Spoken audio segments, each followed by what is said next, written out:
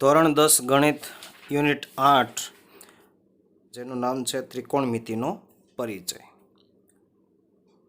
ત્રિકોણમિતિને અંગ્રેજીમાં કહેવામાં આવે છે ત્રિગોનોમેટ્રી, જેને અંગ્રેજીમાં ત્રિગોનોમેટ્રિક કહે છે.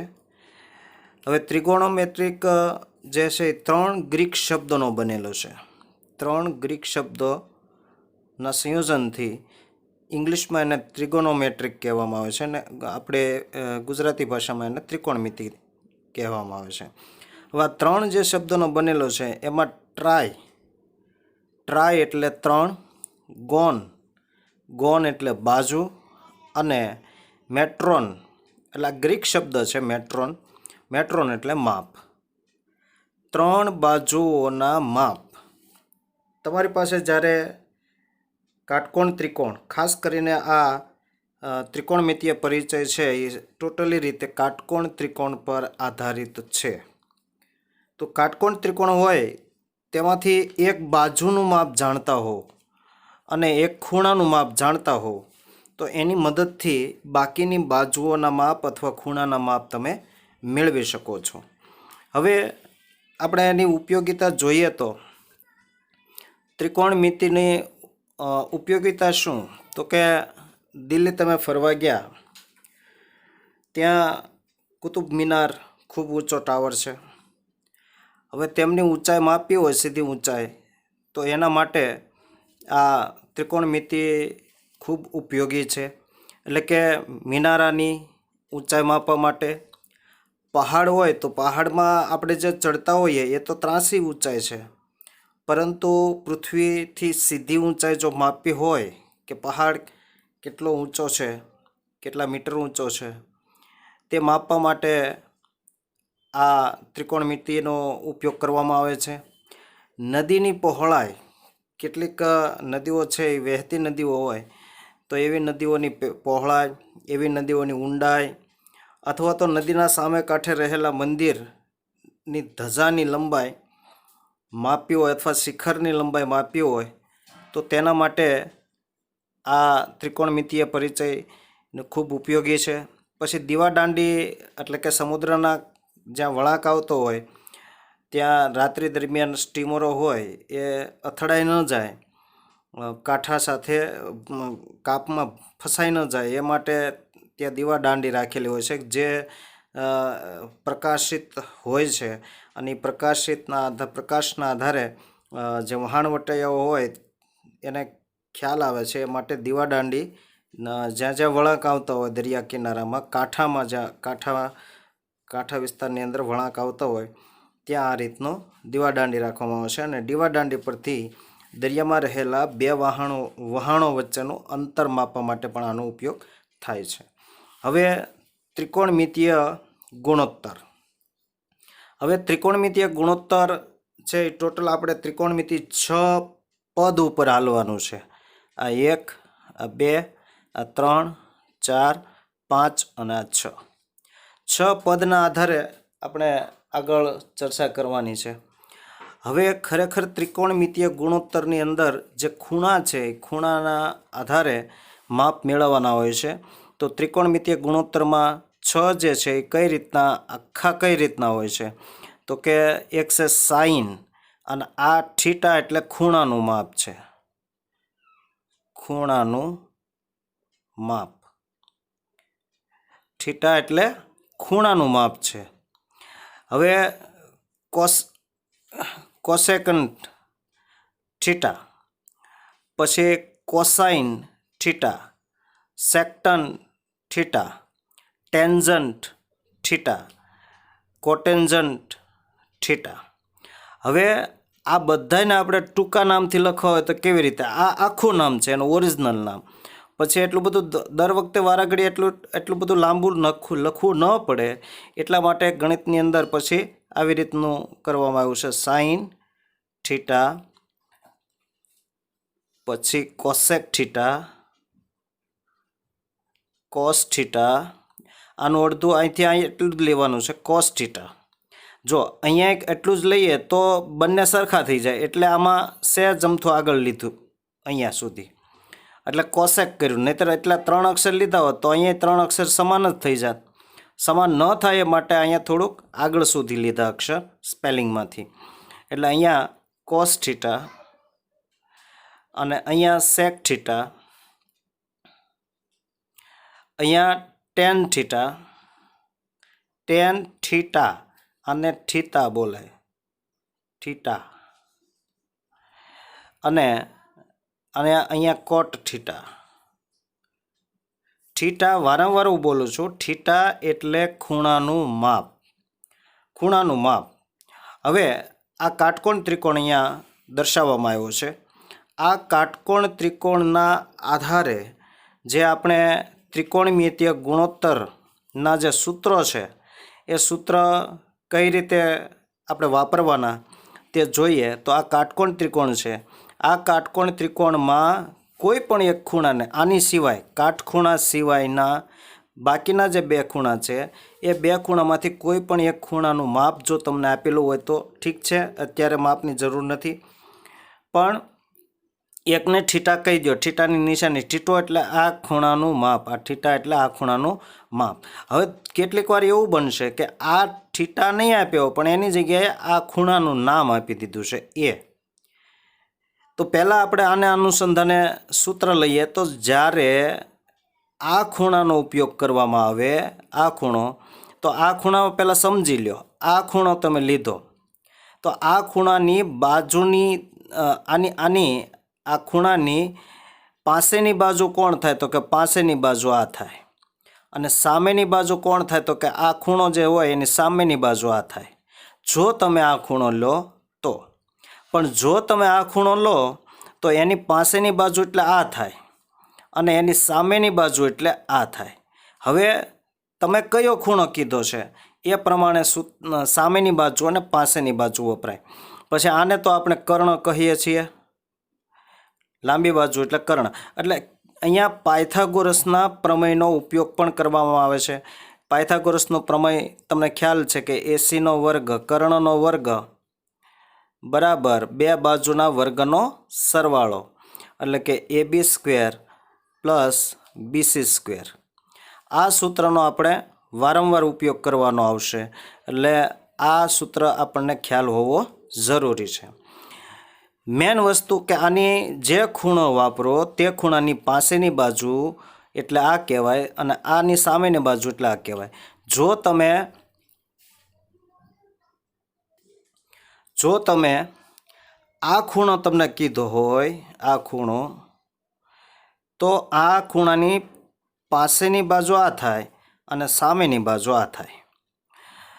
પછી આના આધારે આપણે સૂત્ર જોઈએ તો સાઇન થીટા જ્યારે વાપરવાની જરૂરિયાત ઊભી થાય, સાઇન થીટાની તમને શોધવાનું કીધું હોય મૂલ્ય, આના આધારે શું થાય? માનો કે આ એક બાજુનું માપ આપી દીધું છે, એક ખૂણાનું માપ આપી દીધું છે અને આ શોધવાનું કે કર્ણ શોધવાનું કે તો મેળવી શકાય.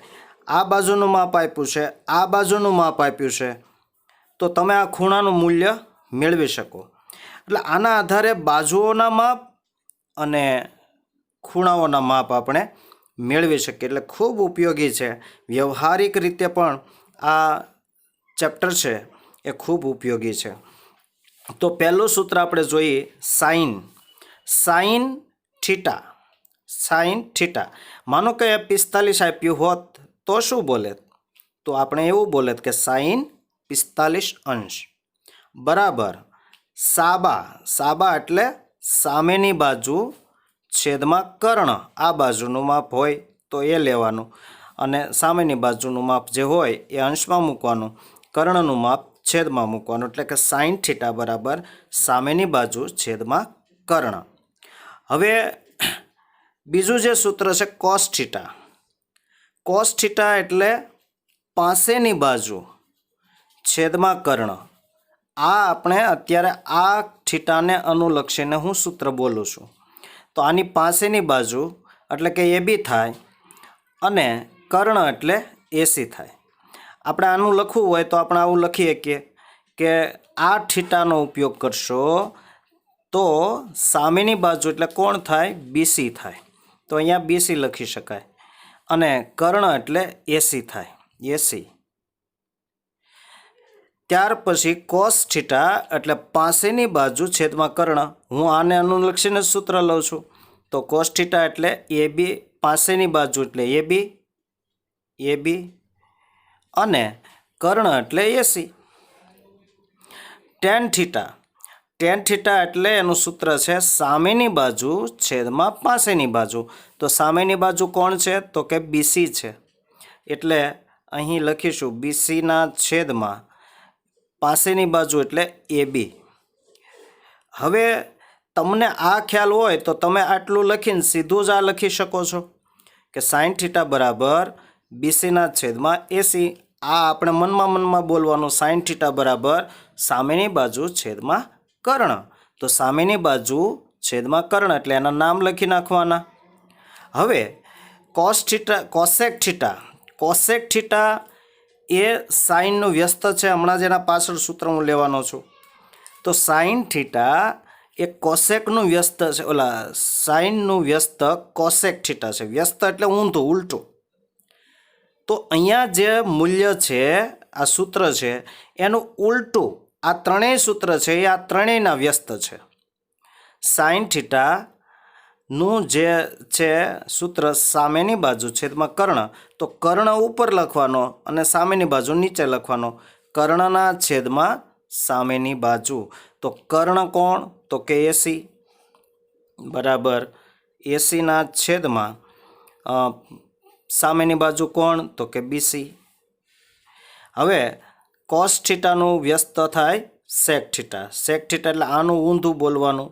કર્ણના છેદમાં પાસેની બાજુ. તો કર્ણ એસી, પાસેની બાજુ એટલે એ બી. હવે ટેન થીટાનું વ્યસ્ત કોટ થીટા થાય. તો કોટ થીટા બરાબર પાસેની બાજુ છેદમાં સામેની બાજુ. તો પાસેની બાજુ એટલે એ બી અને સામેની બાજુ એટલે બીસી. બીજી વાત કે જો ત્રિકોણ બદલાય તો આ મૂલ્ય બદલાય, બાકી આ તો તમારા મનમાં બોલવાનું જ છે, આ નહીં બદલાય. એટલે પાકું આ જ કરજો, પાકું આ જ રાખવાનું કે સાઇન થીટા બરાબર સામેની બાજુ છેદમાં કર્ણ, કોસ થીટા બરાબર પાસેની બાજુ છેદમાં કર્ણ, ટેન થીટા બરાબર સાબા છેદમાં પાબા. ટૂંકમાં યાદ રાખશો તો વાંધો નહીં. સાઇન થીટા બરાબર સાબા છેદમાં કર્ણ, કોસ થીટા બરાબર પાબા છેદમાં કર્ણ અને ટેન થીટા બરાબર સાબા છેદમાં પાબા. હવે કોસેક થીટા બરાબર કર્ણના છેદમાં સાબા, સેક થીટા બરાબર કર્ણના છેદમાં પાબા અને કોટ થીટા બરાબર પાબાના છેદમાં સાબા. એટલે અહીંયા થીટા અત્યારે લીધો, પણ જો થીટા ન હોય ને કોઈ બેમાંથી એક ખૂણો કીધો હોય તો કેવી રીતના સૂત્ર આપણે લખી શકીએ? તો આવી રીતે જ લખવાનું. માનો કે એ ખૂણો કીધો તો સાઇન એ બરાબર સાઇન એ એટલે સામેની બાજુ છેદમાં કર્ણ એટલે બીસી એના છેદમાં એસી. અને કોસ થીટા કોસ એ તો કોસ એ એટલે પાસેની બાજુ એટલે એ બી અને કર્ણ એટલે એસી. હવે ટેન એ એટલે સામેની બાજુ એટલે બીસી અને પાસેની બાજુ એટલે એ બી. હવે આના વ્યસ્ત લખો એટલે સાઇનનું વ્યસ્ત કોસેક થાય. કોસેક એ બરાબર ઉલટું લખી નાખો એટલે એના વ્યસ્ત સૂત્રો થઈ ગયા. કર્ણના છેદમાં સામેની બાજુ એટલે સાબા એટલે બીસી. કોસનું વ્યસ્ત સેક એ બરાબર એસીના છેદમાં એ બી અને ટેનનું વ્યસ્ત કોટ થાય એ. તો એના સૂત્ર એ બીના છેદમાં બીસી. કોઈ પણ ખૂણો, જો સી ખૂણો કીધો હોય તો અહીંયા સી લગાડવાનું, બરાબર. બીજું કે આ વસ્તુ છે સાઇન ગુણ્યા થીટા ઇક્વલ ટુ આ ન થાય, યાદ રાખજો. આમ થતું નથી, કારણ કે આ ખૂણાનું સાઇન મૂલ્ય બતાવે છે અને આ ગુણાકાર મૂલ્ય છે, એટલે આ બંને ઇક્વલ નથી, યાદ રાખજો.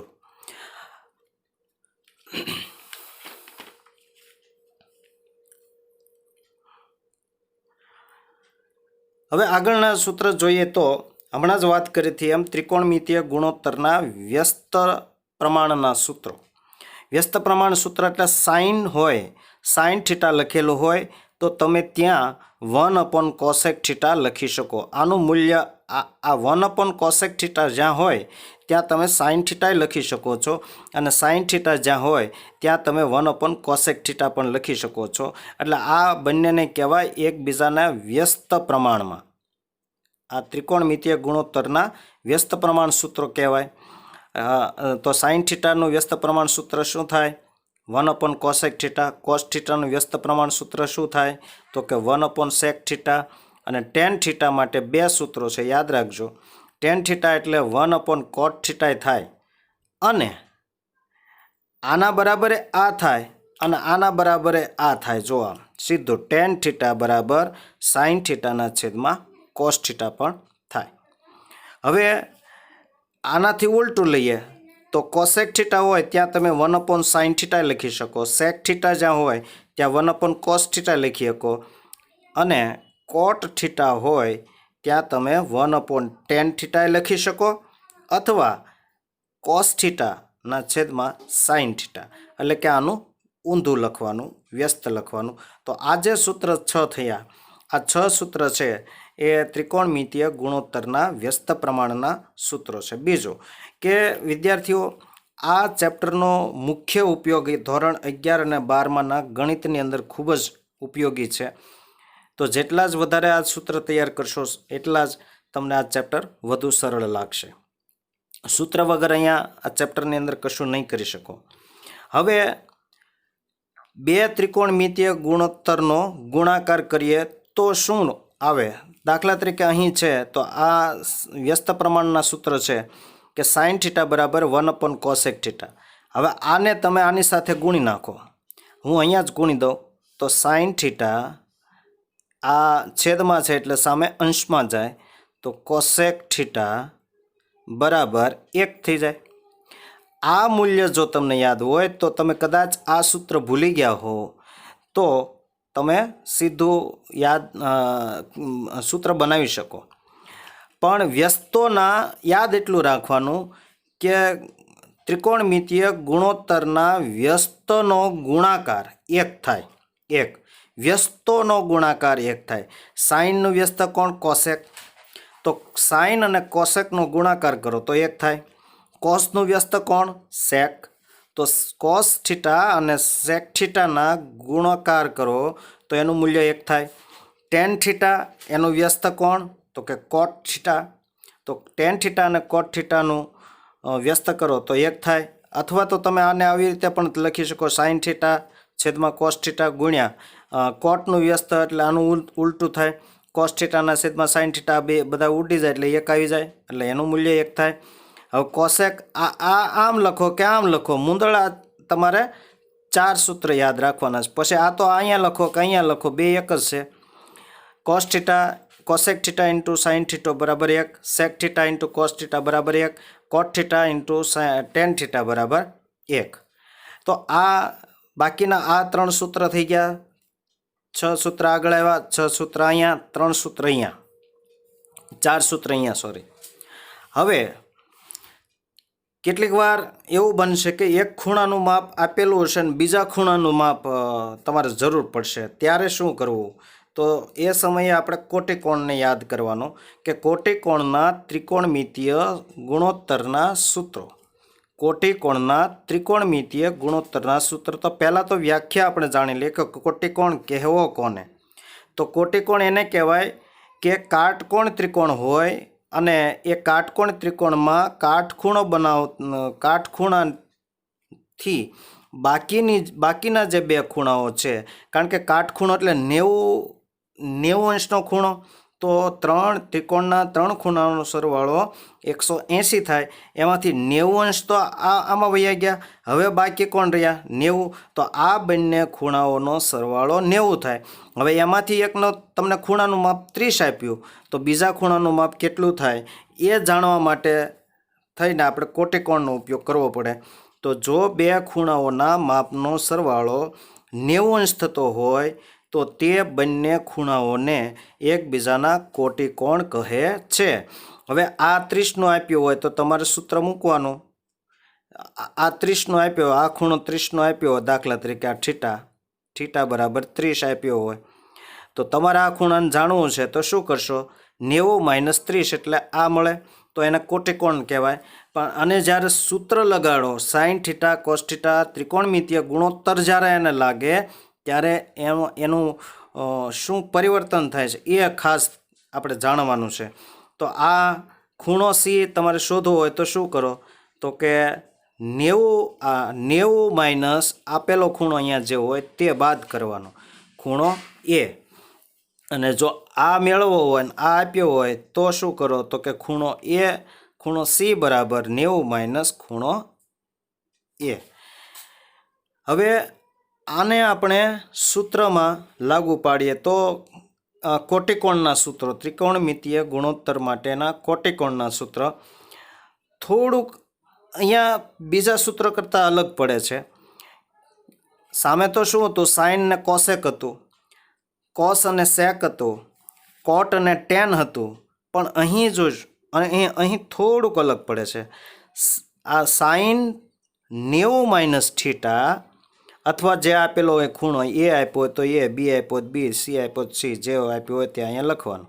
સાઇન 90 - થીટા, તો આ આટલાનું તમે આવું લખી શકો, કોસ થીટા. હવે તમને આમાં અહીંયા આપ્યું કે સાઇન 90 - આ ખૂણો આપ્યો 30નો, તો અહીંયા 30 લખશો. તો હવે કેટલું થાય? તો કે 90માંથી 30 જાય એટલે 60 અંશ આવે. પણ લખવું કેવી રીતે? તો કે સાઇન 90 - 30 એટલે આને બાદબાકી કરતાં શું આવે? તો કે કોસ 60 અંશ. બસ આ જ રીતે બધાની અંદર પરિવર્તન થાય. તો સાઇન 90 - થીટા એટલે કોસ થીટા, અને એનાથી ઉલટું કોસ 90 - થીટા એટલે સાઇન થીટા. બીજું સેક 90 - થીટા એટલે કોસેક થીટા થાય, અને કોસેક 90 - થીટા એટલે સેક થીટા થાય. અને ટેન 90 - થીટા બરાબર કોટ થીટા થાય, અને કોટ 90 - થીટા બરાબર ટેન થીટા થાય. તો આ બાકીના 3 સૂત્ર વધારાના બીજા આવ્યા. હવે આટલું થઈ જાય પછી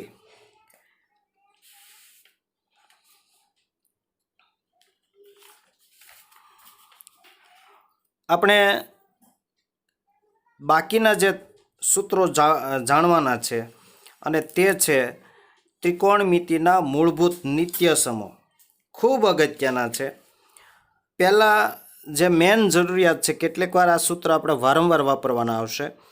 તો પહેલું સમીકરણ આ યાદ રાખવાના, બધાના પહેલાં સમીકરણ આ યાદ રાખવાના. આ યાદ હશે તો આની ઉપરથી બીજા સમીકરણ બનાવી શકશો.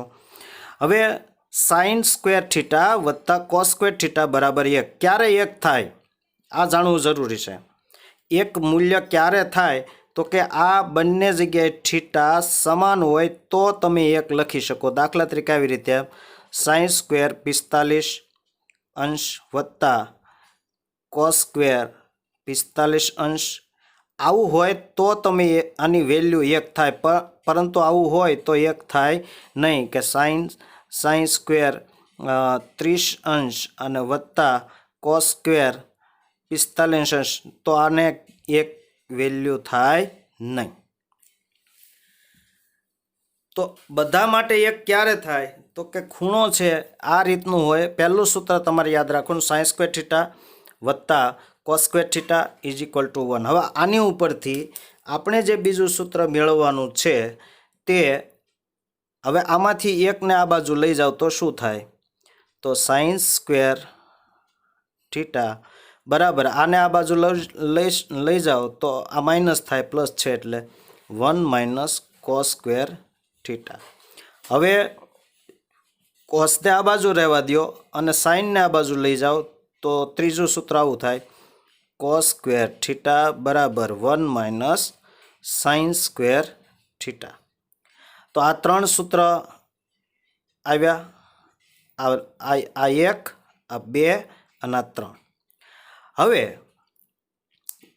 બીજું આની ઉપરથી જોઈએ, બીજું સૂત્ર, બીજા ત્રણ સૂત્ર સેક વર્ગ થીટા માઇનસ ટેન વર્ગ થીટા, અને એમાં થીટા બંને જગ્યાએ સરખો હોય અને બે માઇનસમાં હોય તો આપણે એની કિંમત 1 લખી શકીએ. કેટલીક વાર ખાલી જગ્યામાં આવું પૂછાતું હોય છે.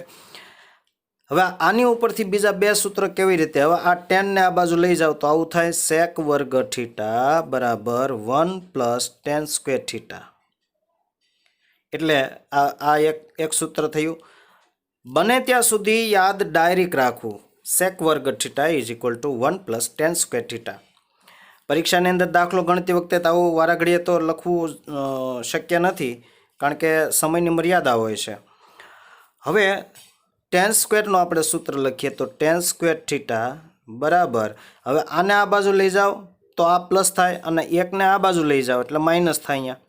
એટલે સેક વર્ગ થીટા માઇનસ 1. એટલે આ ત્રણ સૂત્ર આવ્યા.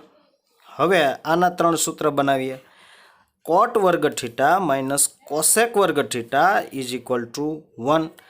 આ એક સૂત્ર તો આપણું આ થઈ ગયું. હવે આની ઉપરથી બીજા બે મેળવીએ તો આને આમ લઈ જાઓ તો આમ થાય કોટ સ્ક્વેર થીટા બરાબર 1 પ્લસ કોસેક વર્ગ થીટા. આ બીજું. હવે કોસેકને આમ લઈ જાઓ અને એકને આમ લઈ જાઓ એટલે કોસેક વર્ગ થીટા થઈ જાય. કોસેક વર્ગ થીટા બરાબર કોટ વર્ગ થીટા માઇનસ 1. તો ટોટલ 9 સૂત્ર થયા. 1, 2, 3, 4, 5, 6, 7, 8 અને 9. આ 9 સૂત્ર અહીંયા આ તમારે તૈયાર કરવાના છે. હવે ત્રિકોણમિતીય જે ખૂણા છે, ત્રિકોણમિતિની અંદર કાટખૂણ ત્રિકોણમાં બે બાકીના ખૂણા આપેલા હોય. હવે એને તમે કોસાઇન અને ટેન્જન્ટ ને આવું લગાડો, ત્રિકોણમિતીય ગુણોત્તર લગાવો તો કેવા પ્રકારની વેલ્યુ આવે.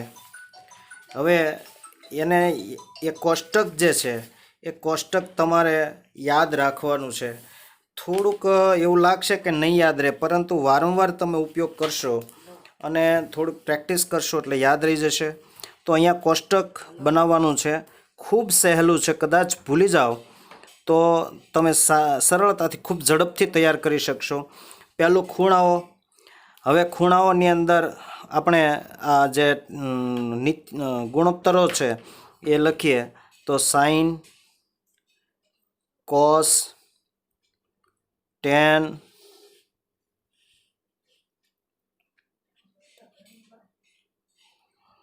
પછી કોસેક,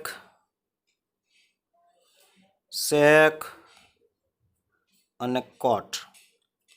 હવે આપણે ત્રિકોણમિતીયની અંદર જે વિશિષ્ટ ખૂણાઓ જે છે એ ખૂણાઓ કેટલાનો ઉપયોગ લેવાનો છે આપણે આ કોષ્ટક ઉપરથી જાણીએ તો 0 અંશ, 30 અંશ, 45 અંશ, 60 અંશ અને 90 અંશ. એટલા અંશ હોય તો જ આપણે વેલ્યુ આ કોષ્ટક ઉપરથી મૂકી શકશું.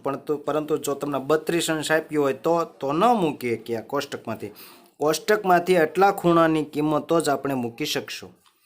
હવે પહેલું તમારે માત્ર એક જ સાઇનનું જ યાદ રાખવાનું છે, બાકી કોઈનું યાદ નથી રાખવાનું. બધા જ વેલ્યુ કિંમતો આ કોષ્ટકમાં બધાની કિંમતો આની ઉપરથી એક વેલ્યુ આપણે યાદ રાખીશું કે સાઇન 0ની કિંમત શું થાય. આને બોલાય કેવી રીતે? સાઇન 0 અંશની કિંમત શું થાય? તો પહેલી લાઈન તમારે વિદ્યાર્થીઓ યાદ રાખવાની છે. તો પહેલી 0, પછી સાઇન 30ની વેલ્યુ શું થાય કિંમત? તો કે 1/2. સાઈન 45ની વેલ્યુ શું થાય? સાઈન 45ની કિંમત હું અહીંયા લખું છું, એ થાય 1/√2. સાઈન 60ની કિંમત તમારે અહીંયા આ બંને લીટી ભેગી થાય ને એની કિંમત, આ ઉપરથી આમ જોવાનું ને અહીંથી આમ જોવાનું, એ એની કિંમત.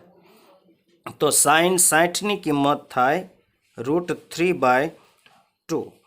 અને 90ની કિંમત, સાઈન 90ની કિંમત જોઈએ તો સાઈન 90ની કિંમત થાય 1. આ 1ની જ તમારે યાદ રાખવાની છે. ખૂબ સરળ છે આ કોષ્ટક, ખૂબ એટલે ખૂબ. 1 મિનિટની અંદર તમે આ આખું કોષ્ટક બનાવી શકશો. માત્ર પહેલી કિંમત તમારે યાદ રાખવાની, બરાબર. હવે આ પહેલી કિંમત યાદ રાખવાની જરૂર જ નથી. કેવી રીતે? તો કે તમારે શું કરવાનું, જો આ કેવી રીતે આવી હવે એ તમને શીખવાડું છું. તો તમારે અહીંથી આ જે 4 ખાના છે, આ 4 ખાના 1 2 3 4 ને 5 ખાના છે, દરેક ઉપર આવી રીતે આમ લખી નાખવાનું 0, આ 1, આ 2, આ 3 અને 4. 4 અટકી ગયું, બરાબર. બધાને 4 વડે ભાંગી નાખો. અહીંથી રિટર્ન ચાલુ કરો. 4 4 4 4 અને 4. હવે બધાનું વર્ગમૂળ લઈ લો, બધાનું. આ તમારે માત્ર શીખવાડું છું, પછી તમારે બધાનું વર્ગમૂળ લેવાનું નહીં, ડાયરેક્ટ ફટાફટ કરતાં મૂકી દેવાનું. હવે 0/4 હોય અને એનું વર્ગમૂળ નીકળે નહીં, એટલે શૂન્ય થઈ જાય, એટલે આ શૂન્ય.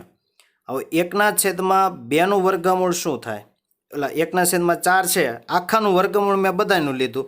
ન લેવું હોય તો અહીંથી અલગ અલગ બધાનું આમ લઈ લેવાનું, આવી રીતે આમ. તો 1/4નું વર્ગમૂળ શું થાય? 1/2 થાય, આ 1/2. હવે 2નું વર્ગમૂળ ન નીકળે પણ 4નું વર્ગમૂળ નીકળે, એટલે અથવા તો 1/2, હા, છેદ ઉડી જાય. હવે 1/માં શું આવ્યું? 1/2 આવ્યા. હવે 1/2 તો 2 આવ્યા, તો 1નું વર્ગમૂળ નીકળી જાય, 2નું વર્ગમૂળ ન નીકળે, એટલે વર્ગમૂળ 2. આ 1/2 વર્ગમૂળ 2. હવે અહીંયા 3નું વર્ગમૂળ ન નીકળે, 4નું વર્ગમૂળ નીકળે, 4નું વર્ગમૂળ 2, એટલે વર્ગમૂળની નિશાની 3ની માથે રાખીશું, 4ની માથે નહીં. તો 4નું વર્ગમૂળ તો 2 થઈ ગયું, એટલે વર્ગમૂળ 3/2. હવે આ બંને ઉડી જાય એટલે એક કિંમત, અને 1નું વર્ગમૂળ 1 જ થાય. થઈ ગયું. આમાં યાદ રાખવું પડ્યું? કશું ન યાદ રાખવું પડ્યું. માત્ર તમારે આ લખી અને અહીંથી 0 1 2 3 4 વડે ભાંગતા હાલો, 4 4 4 4, અને બધાનો વર્ગમૂળ લઈ લો ને એ વર્ગમૂળ લખતા જાઓ એના ખાનાની સામે, એટલે આ પહેલી તમને લાઈન મળી ગઈ. તો પહેલી લાઈન પણ યાદ નથી રાખવી પડે. હવે બીજી લાઈન એટલે કોસની કિંમત કેવી રીતે લખવી? તો અહીંથી ઉલટું ચાલુ કરો. અહીંયા જે હોય અહીંયા એક આંગળી અહીંયા રાખવાની ને અહીંયા લખતું જવાનું. આ 1, પછી √3/2, પછી 1/√2, પછી 1/2 અને 0.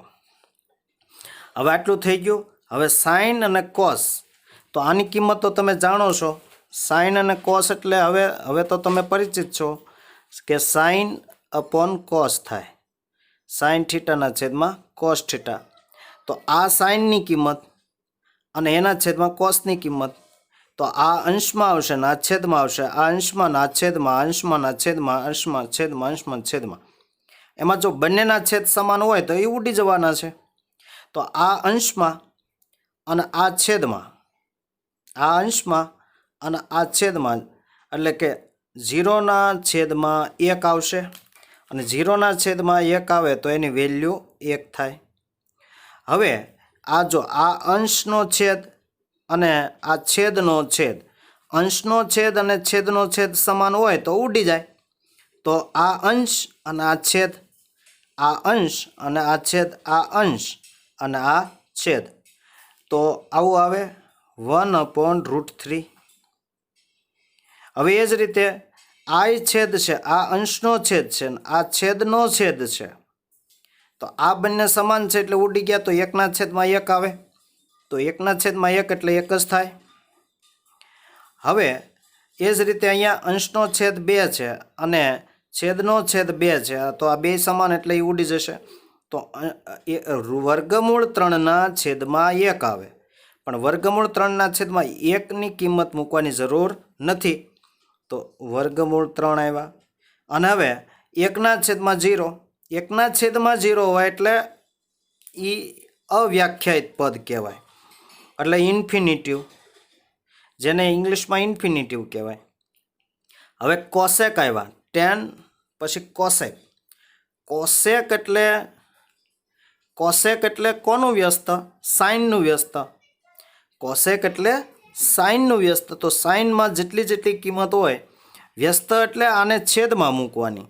છેદમાં મૂકશો તો કેટલીક વાર છેદનો છેદ કેમાં જશે? અંશમાં આવશે. એટલે આ રીતે થાય. જો સાઇન થીટા એટલે આમ થાય 1 કોસેક થીટા બરાબર 1ના છેદમાં સાઇન થીટા થયું.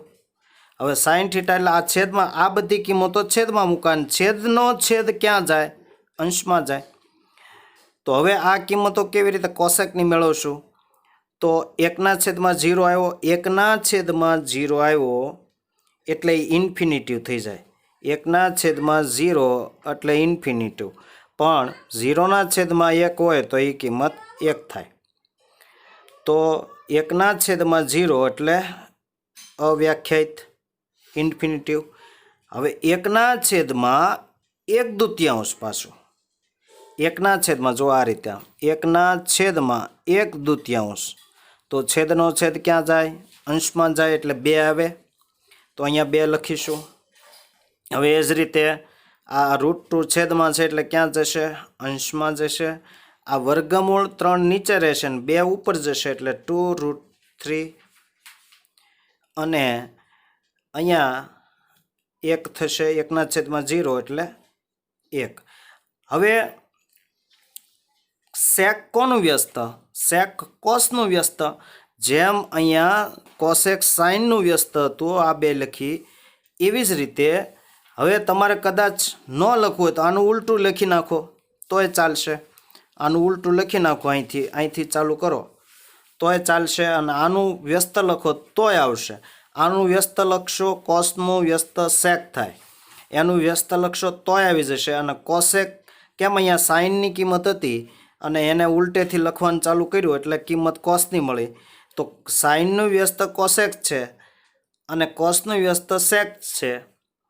તો સાઇનની ઉલટી કિંમત લખો તોય આવી જશે, અને કોસની વ્યસ્ત લખશો તોય આવી જશે. તો હું અહીંથી લખું છું 1 પછી 2√3 √2 2 અને ઇન્ફિનિટી.